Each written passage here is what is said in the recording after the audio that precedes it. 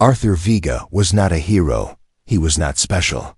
He was just a human miner trying to survive. Arthur worked on a lonely alien moon called Keller 9. The sky was dark purple. The air was thin. The ground was dry and hard like stone. Every day felt the same. Dig, scan, load minerals, get paid. Arthur worked alone. That was safer. No one to steal his share. No one to slow him down. He wore an old mining suit with many scratches. His helmet was cracked. His tools were cheap. Still, Arthur kept going. Humans always did. That day started like any other. Arthur pushed his shovel into the ground. Dust rose into the air. He sighed. Another boring day. He muttered. Then clang. The shovel hit something solid. Arthur froze. That's not rock, he said. He knelt down and brushed the dust away with his glove.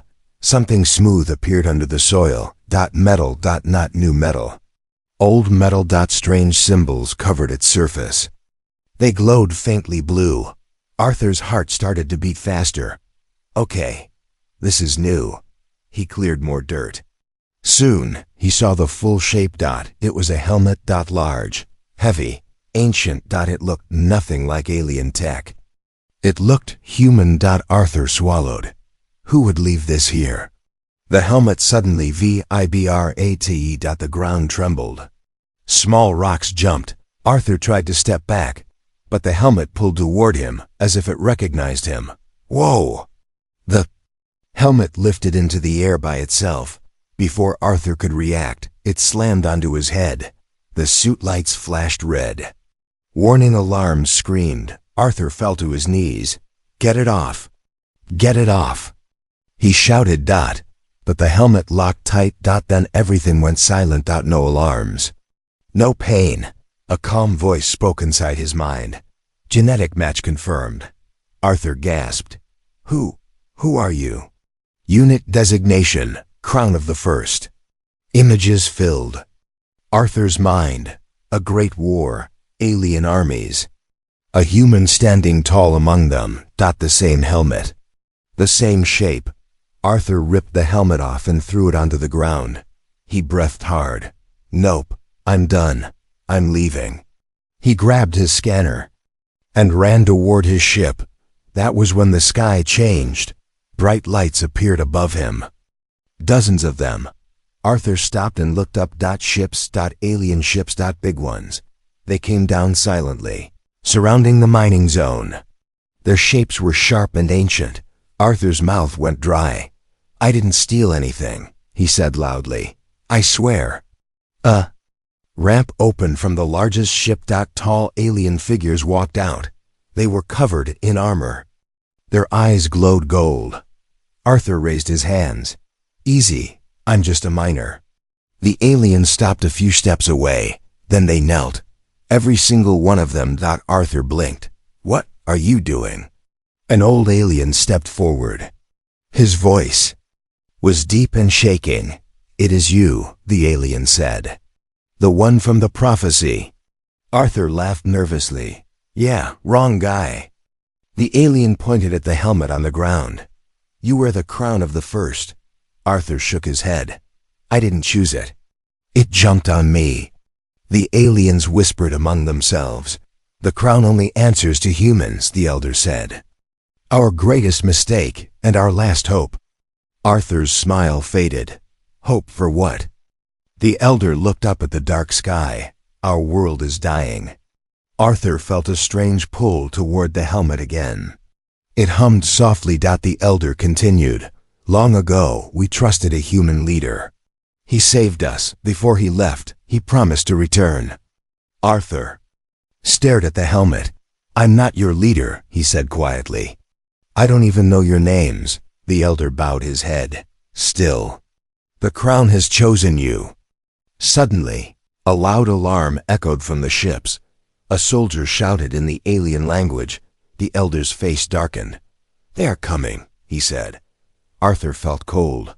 Who is coming? The elder looked at him with fear. Those who will kill us all. If you refuse. Arthur looked at the helmet, then at the sky full of ships. Then at the broken world around him. He was just a miner, but the universe had other plans, and this was only the beginning. Arthur. Vega stood frozen between fear and confusion. Alien warriors were still kneeling in front of him. Their heads were low. Their weapons rested on the ground. No one attacked him. No one spoke. The silence felt heavier than gunfire. Arthur slowly lowered his hands. "Okay," he said carefully. "This is officially the strangest day of my life." The ancient helmet on the ground began to glow again. Soft blue light spread across the dust. The alien elder raised his head. "The crown senses danger," he said. Arthur frowned. "Crown? You mean this thing?" He pointed at the helmet. The elder nodded. "It is not a thing, it is a legacy." Before Arthur could reply, the ground shook again. Far away, something exploded. A deep boom rolled across the land. Arthur turned toward the horizon. Dark smoke rose into the sky. "What was that?" Arthur asked. The elder's voice grew tight. "Our outer city." Arthur felt a knot in his stomach. The elder stood and faced Arthur directly. "You must come with us now." Arthur took a step back. "Hold on, I didn't agree to anything." The alien soldiers stood up at once. Not in threat, in protection. They formed a circle around Arthur. "That's not helping," Arthur said. The elder lifted one hand. The soldiers stopped. "You are not a prisoner," the elder said. "You are our last shield." Arthur laughed once. A dry laugh. "I'm a miner. I dig rocks." The elder looked at him calmly. The first human leader was also a simple man. Another explosion shook the ground. Closer this time. Arthur clenched his fists. "Fine," he said. "I'll listen. That's it." The elder bowed slightly. "That is enough." They moved quickly. Arthur was guided into a ship. The inside was old but clean. Strange symbols covered the walls. As soon as Arthur stepped inside, the ship's lights changed color. Systems came alive. The aliens gasped. "It recognizes him." One whispered. Arthur swallowed. "That's not normal, is it?" The ship lifted off. Through the window, Arthur saw the land below. Ruined cities, broken towers, scars on the planet's surface. "This world was once strong," the elder said. "We ruled many stars." Arthur watched silently. "We grew proud," the elder continued. "We believed we no longer needed humans." Arthur turned to him. "Needed humans for what?" The elder hesitated. "For leadership." Arthur blinked. "That's insulting." The elder shook his head. "No, it is truth." The ship flew toward a massive city at the center of the planet. Its walls were cracked. Its lights were fading. As they landed, Arthur felt the helmet pull toward him again. The elder picked it up carefully and offered it to Arthur. "It will not harm you," he said. "It only listens." Arthur stared at it. Slowly he placed it on his head. This time, there was no pain. The city gates opened by themselves. Ancient machines powered up. The aliens stared in shock. Arthur whispered, "I didn't do that." The helmet replied inside his mind, "You did." Arthur's breath caught. They entered the main hall. Hundreds of aliens were waiting. As soon as they saw Arthur, they dropped to their knees. A chant began, not loud, not fast. Respectful. Arthur felt uncomfortable. "Please stop," he said. They didn't. The elder stepped forward. "Our world is dying," he said to the crowd. "Our enemies return. Our sun weakens." He turned to Arthur. "And only a human can command the ancient systems." Arthur shook his head. "You're asking me to save a planet I don't even understand." The elder looked at him with tired eyes. "We are not asking," he said softly. "We are begging." Suddenly, the hall lights flickered. A warning siren screamed. A soldier rushed in. "They have breached the outer wall." Arthur's heart pounded. "Who is they?" he asked. The elder answered slowly. "The ones who killed our first human leader." Arthur felt cold. The helmet tightened slightly. Outside, weapons fired. The city shook. Arthur looked around at the frightened faces. He was still just a miner, but now an entire world was looking at him for hope. Arthur took a deep breath. "Tell me what I need to do," he said. The elder closed his eyes in relief. And far above the city, enemy ships broke through the clouds. The city shook like it was afraid. Arthur Vega felt the floor vibrate under his boots. Far above the tall towers, the sky burned with red light. Enemy ships. They were real. Arthur looked at the alien elder. "You said they killed the first human leader." The elder nodded slowly. "Yes, and they swore to kill the next." Arthur swallowed. The helmet rested heavy on his head. It felt warm now, alive. A calm voice spoke inside his mind. "Threat level, extreme." Arthur whispered, "Yeah." "I noticed." Outside the main hall, weapons fired again. A loud explosion cracked the ceiling. Dust fell like rain. Aliens screamed. Arthur's hands curled into fists. "Where are the ancient systems?" he asked. The elder looked surprised. "You already think like a leader." Arthur didn't answer. He was thinking of Earth, of humans who stood their ground even when scared. "Show me," Arthur said. They moved fast. Guards opened sealed doors that had not moved for centuries. As Arthur walked past them, the lights turned on by themselves. The helmet pulsed. Deep underground, the ancient command chamber waited. The walls were covered in human symbols. English letters. Arthur stared. "These are human." The elder's voice was quiet. "Yes, your people built this with us. Long ago." Arthur stepped forward. A round platform rose from the floor. "Command authority required." The system said. Arthur stepped onto it. The helmet flashed bright blue. "Authority accepted." The room came alive. Holograms filled the air. Battle. Maps. Enemy movements. Power levels. The aliens gasped. Arthur's heart raced. "I don't know how to use this," he said. "You will," the helmet replied. "Trust your instinct." Arthur closed his eyes. He thought of every human story he knew, of people who had nothing but still fought. Defensive shields. Arthur said. The city shook once more. Then a blue barrier covered the city. Enemy fire hit it and bounced away. Aliens cried out in shock and hope. Arthur opened his eyes. "I debat," he whispered. The elder bowed deeply. "The prophecy was true." Arthur shook his head. "No," he said. "I'm just human." Suddenly, a sharp pain shot through Arthur's head. He fell to one knee. The helmet flickered red. "Warning. Internal conflict detected." Arthur groaned. "What now?" A new voice appeared on the screen. An alien face. Cruel. Confident. "You wear what does not belong to you, human," the enemy said. The elder hissed. "Xeric." Arthur looked at the screen. "So you're the problem." Xeric smiled. "You are weak," Xeric said. "You will break, just like the first human."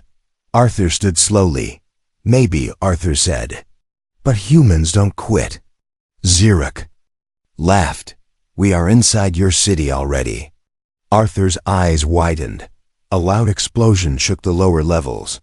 "They're breaching the core," a soldier shouted. Arthur felt fear rise. Then anger. He looked at the helmet. "You said trust my instinct." The helmet glowed brighter. "Human will detected." Arthur took a deep breath. "Open the inner gates," Arthur said. The elder stared at him. "That will let them in." Arthur nodded. "That's the point." The elder hesitated, then obeyed. The gates opened. Enemy soldiers rushed inside. Arthur stepped forward alone. The floor around him lit up. Energy surged into his body. He felt stronger. Faster. Not because of the helmet. Because he chose to stand. Arthur raised his hand. "Stop," he said. The enemy soldiers froze mid-step. Arthur looked at them calmly. "This World has suffered enough. The helmet whispered. Command confirmed. Arthur clenched his fist. The ancient systems responded. The battle for the planet had begun. And for the first time in centuries, a human stood at the center of it. The inner gate stood open. Enemy soldiers rushed forward, frozen in mid-step by the ancient systems. Their weapons hung in the air, silent and useless. Arthur Vega felt the power running through his body. It was not painful. It was heavy. The helmet glowed bright blue. Behind Arthur, the aliens stared in awe. He controls them. One whispered. Arthur raised his hand slowly. Disarm, he said. Enemy weapons fell to the floor with a loud crash. For a moment, hope filled the hall. Then a sharp laugh echoed. Slow, cold, confident. Arthur turned. Alien general stepped out from the shadows. His armor was clean. His eyes were hard. Impressive, the general said. But power always blinds the human. The elder stiffened. General Karos, he said. What are you doing? Karos smiled. Ending this farce. Arthur frowned. Who is he? Arthur asked. The elder hesitated. Our greatest commander. And our deepest wound. Karos raised his hand. At once, hidden weapons powered on around the chamber. Alien guards turned their guns, not at the enemy, at Arthur. Arthur's heart dropped. Easy, Arthur said. I'm not your enemy. Karos laughed again. You are worse, he said. A reminder of our weakness. Arthur looked around. The enemy soldiers were still frozen. But now the aliens behind him were divided. Some lowered their weapons. Others raised them. This planet trusted a human once, Karos continued. And he died because of it. Arthur spoke quietly. He died protecting you. Karos's eyes flashed with anger. He died because humans bring war. Arthur felt the helmet pulse. Warning, internal hostility. Arthur took a step forward. I didn't ask for this, Arthur said. But I won't run from it. Karos slammed his fist on a control panel. The chamber lights turned red. Ancient weapon system, awakening. The floor split open. Something massive began to rise. Arthur stared in shock. What is that? The elder's voice shook. The World Breaker. Arthur felt cold. Karos smiled proudly. If we cannot rule the stars, Karos said, then no. One will. The enemy leader Xeric appeared on the main screen. He laughed loudly. A civil war, Xeric said. How human of you. Arthur ignored him. He looked at the elder. Can that weapon be stopped? The elder whispered, yes, by the crown holder. Arthur closed his eyes. The helmet felt heavier than ever. Activation will cost your life. The helmet warned. Arthur opened his eyes. How long do we have? The elder looked at the rising weapon. Minutes. Arthur took a deep breath. He thought of miners on Earth, of normal humans who did impossible things. Arthur stepped onto the central platform. Karos shouted, No, you will doom us all. Arthur looked back calmly. If stopping you dooms me, Arthur said, then that's a fair trade. The enemy soldiers broke free of the freeze field. Chaos exploded in the chamber, shots fired. Screams echoed. Arthur raised his hands. The helmet glowed. White energy surged at the World Breaker, slowed then stopped. Arthur screamed in pain. The system's voice echoed. Final seal engaged. Karos watched in horror. You would die for them? He whispered. Arthur looked at him. That's what humans do. The chamber went silent. Arthur collapsed. The helmet cracked down the center, and outside. The planet's core began to shake. Arthur Vega did not wake up. He floated in darkness. There was no pain, no sound, no body. Only silence. Then a voice spoke, not loud, not soft. Why do you resist? Arthur opened his eyes. He was standing in a white space. Endless, empty. The ancient system surrounded him. Where am I? Arthur asked. Inside the crown. Arthur looked down. He had no suit. No helmet. Only himself. You said using the final seal would kill me, Arthur said. Correct. Arthur nodded slowly. Then why am I still here? The system paused. Human response unexpected. Images appeared around him. Aliens bowing. Cities burning. The first human leader falling in battle. All previous holders failed. The system sighed. You should have failed too. Arthur watched the images. They weren't weak, Arthur said. They were human. The system did not reply. Arthur crossed his arms. You tried to control me, Arthur said. You wanted obedience. Obedience creates order. Arthur shook his head. No, he said. Choice creates meaning. The white space flickered. Arthur felt pressure, like the system was watching him closely. State your purpose. The system demanded. Arthur stayed silent for a moment. Then he spoke. I didn't come here to rule, Arthur said. I came because people needed help. The system showed him Earth, crowded cities, struggling humans. Your species is flawed, the system said. Arthur smiled slightly. Yeah, he said. And we still stand up. The system paused longer this time. W.A. Arthur thought of miners like himself, of people who never had power. Because quitting means death, Arthur said. And humans don't like to die quietly.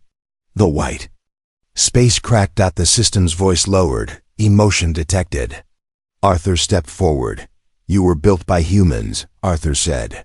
But you forgot what made them strong. The system showed one final image. Arthur collapsing in the chamber. The cracked helmet. Aliens crying out. Your body is failing, the system warned. Return will end you. Arthur nodded. Then send me back. The system hesitated. Reason?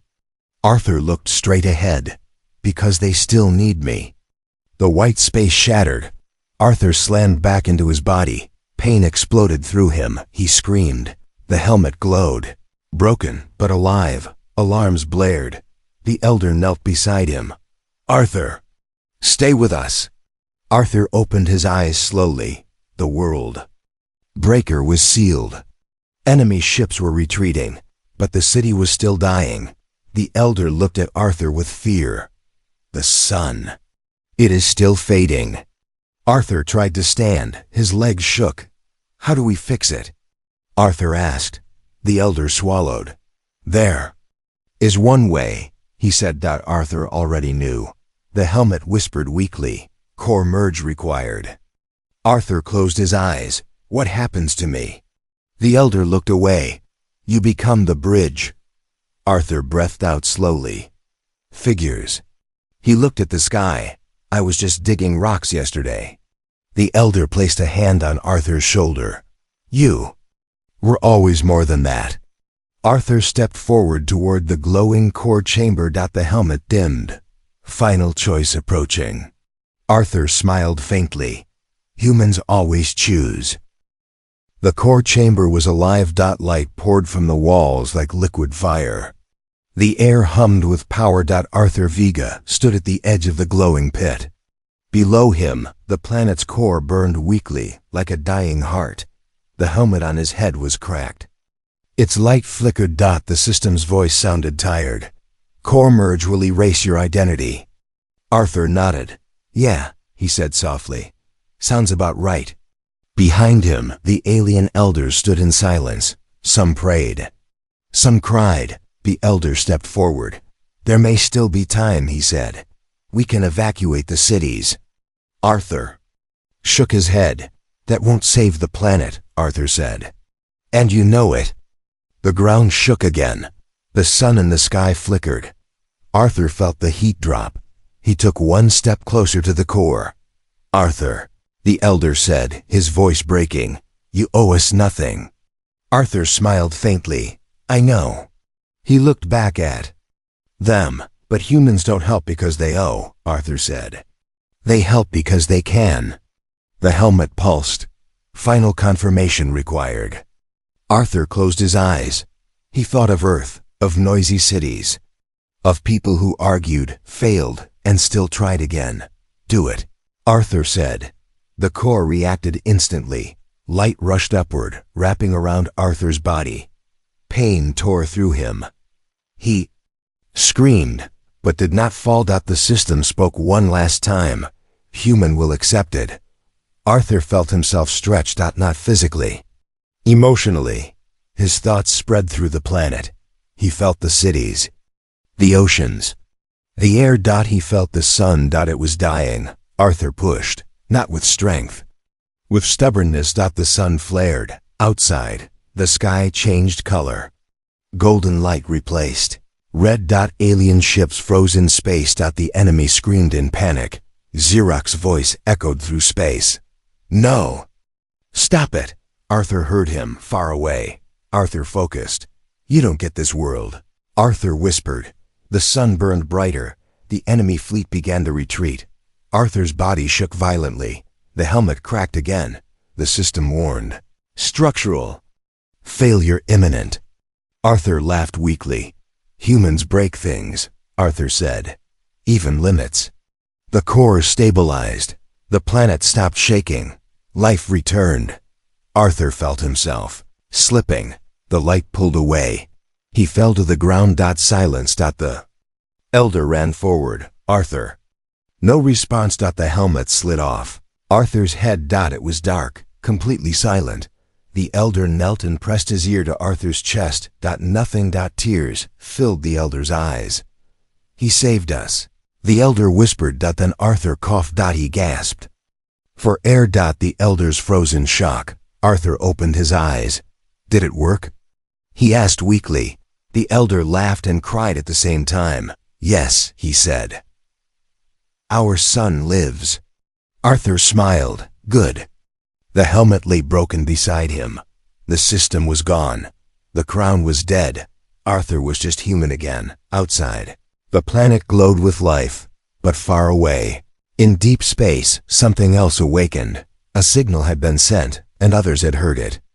Arthur closed his eyes, unaware. The universe was not done with him yet. Arthur Vega woke to sunlight. Real sunlight. Not the weak red glow from before, but warm golden light that filled the sky. He lay on a smooth stone bed inside the Capitol Tower. His body felt heavy, but alive. An alien child sat beside him. "You are awake," the child said softly. Arthur smiled. "Looks like it," he replied. He tried to sit up. The child helped him. Outside the window, the city was different. Clean, bright, alive. The towers no longer cracked. The air shimmered with energy. "What happened?" Arthur asked. The child's eyes widened. "You saved us," the child said simply. Arthur looked away. "I just pushed a system," he said. The child shook her head. "No," she said. "You stayed." Later that day, Arthur walked through the city. Aliens stopped what they were doing and bowed.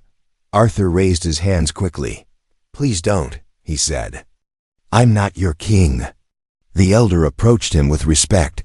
"The crown is gone," the elder said. "The systems no longer obey us."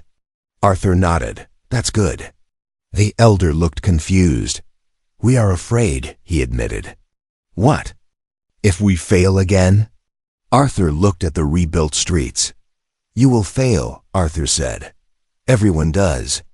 The elder waited. "But you'll get back up," Arthur continued. "That's how worlds survive." Arthur stayed for many cycles. He helped rebuild, not with power, but with ideas. Simple human ideas. Share work. Protect the weak. Fix what breaks. The aliens learned quickly. Soon, Arthur prepared to leave. A small ship waited for him. The elder walked beside him. "You could stay," the elder said. "We would follow you forever." Arthur stopped. He turned and faced the city. "If you follow me," Arthur said, "you'll forget how to lead yourselves." The elder bowed deeply. "Then what should we remember?" Arthur thought for a moment. "Remember this," Arthur said. "When things are dark, don't wait for a hero." The elder listened closely. "Be the one who stands." Arthur boarded the ship. As it lifted off, The city did not bow. They stood tall. Across the galaxy, the story spread. A human miner. An ancient helmet. A dying sun. Other species listened. Some laughed. Some feared. Some watched Earth more closely. Arthur returned to mining. Different moon. Same shovel. One day, his shovel hit rock again. Arthur smiled. Let's see what today brings. Far away, in alien schools and halls, they taught a new lesson. Not about gods, not about kings, but about a human who refused to walk away. Because humans do not need prophecy. When the universe calls, they answer.